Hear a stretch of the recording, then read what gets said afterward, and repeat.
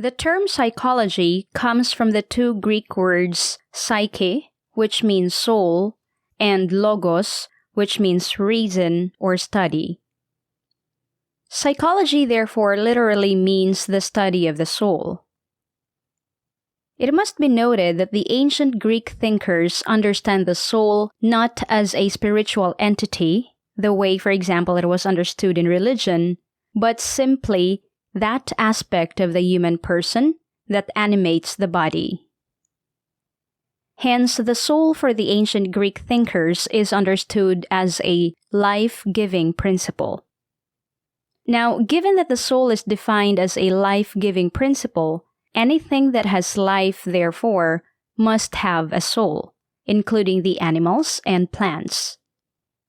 This is the reason why Aristotle categorized the soul into three, namely, the rational soul, which is found in humans, sensitive soul, which is found in animals, and vegetative soul, which is found in plants. For sure, with this notion of the soul as a life-giving principle, one can prove to anyone that she has a soul simply because she is alive. Over time, philosophers began to translate psyche as mind, which eventually leads to the understanding of psychology as a study of the mind. This definition continued in general use until psychology was defined in later years as a science of behavior. As we can see, this evolution of the understanding of psychology marked an important new direction in psychological inquiry. Historically, psychology was first a sub-branch of philosophy before it became a separate science in the 19th century, when Wilhelm Wundt introduced experimental psychology, which attempts to analyze the workings of the mind in a more structured way. In fact, it is common these days to begin the history of psychology at the point where it became a separate science.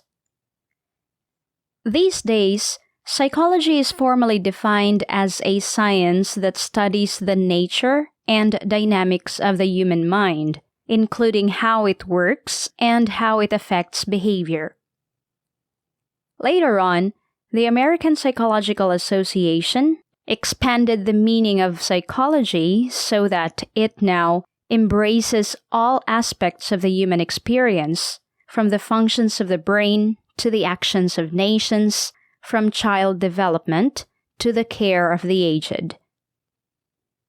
However, given the breadth, scope, and approaches in psychology and its recent developments, it is difficult to capture its exact meaning. This implies that psychology cannot be ultimately defined. In fact, the term definition, which comes from the Latin word definere, means to set the limits of something. Hence, to define psychology is to set its limits. It is for this reason that some famous figures in psychology argue that psychology cannot be defined as a science. That is, we cannot ultimately set its limits. Thus, for these famous psychologists, the least that we can do is to simply describe psychology. For example, William James, a famous American philosopher and psychologist, described psychology in the following manner: a string of raw facts, a little gossip, and a wrangle about opinions, a little classification and generalization on the mere descriptive level, a strong prejudice that we have states of mind and that our brain conditions them, but not a single law in the same sense in which physics shows us laws, not a single proposition from which any consequence can causally be deduced. This is no science. It is only the hope for science. More than 50 years later, E. Heidbreder offered her own description. It reads, "Psychology is, in fact, interesting, if for no other reason, because it affords a spectacle of a science still in the making. Scientific curiosity, which has penetrated so many of the ways of nature, is here discovered in the very act of feeling its way through a region it has only begun to explore, battering at barriers, groping through confusions, and working, sometimes fumblingly, sometimes craftily, sometimes excitedly, sometimes warily, at a problem that is still largely unsolved. For psychology is a science that has not yet made its discovery. It has found nothing that does for it what atomic theory has done for chemistry, the principle of organic evolution for biology, the laws of motion of physics. Nothing that gives it a unifying principle has yet been discovered or recognized. Lastly, A.W. Stats offered his description of contemporary psychology.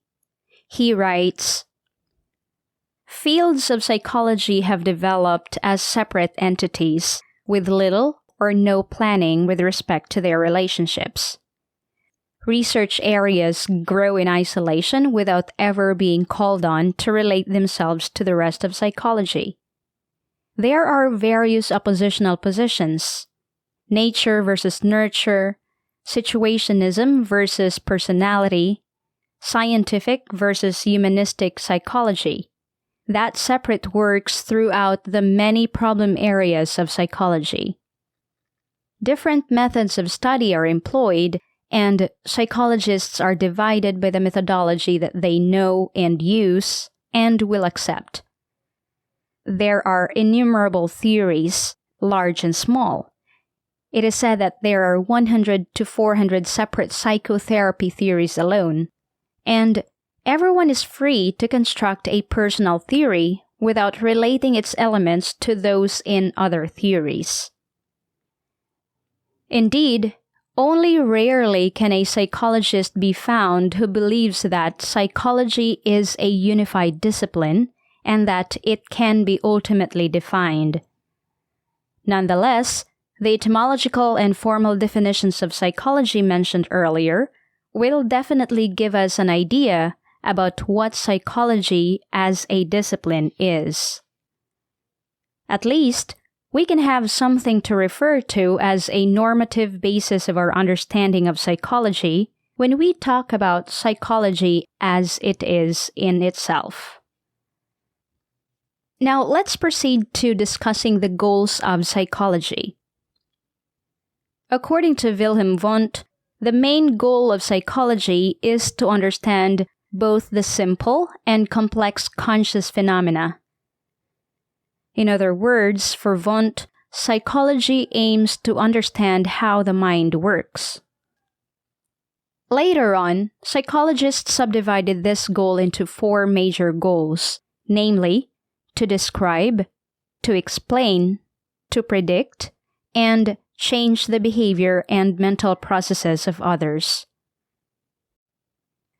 As is well known, to describe a behavior or cognition is the first goal of psychology. This is important because once researchers in psychology have described a particular behavior or cognition, they will be able to understand such phenomenon in great detail, which in turn aids them in developing a general law of human behavior. For example, through his descriptive study of the responses of dogs to different stimuli, Ivan Pavlov was able to develop his famous classical conditioning theory. Now, the next goal of psychology is to explain the phenomenon that has just been described. Psychologists ask questions as to why and how such a phenomenon occurs. In the case of Pavlov's observation on dogs' responses to various stimuli, Pavlov proposed a theory that explains the dog's behavior. It is always the intention of psychologists to predict future behavior based on the findings of empirical researches. In case the prediction is not confirmed, then the explanation on which such prediction is based needs revision. For example, in the Pygmalion effect, if teachers gripe about students, then it is expected that students will not perform well academically.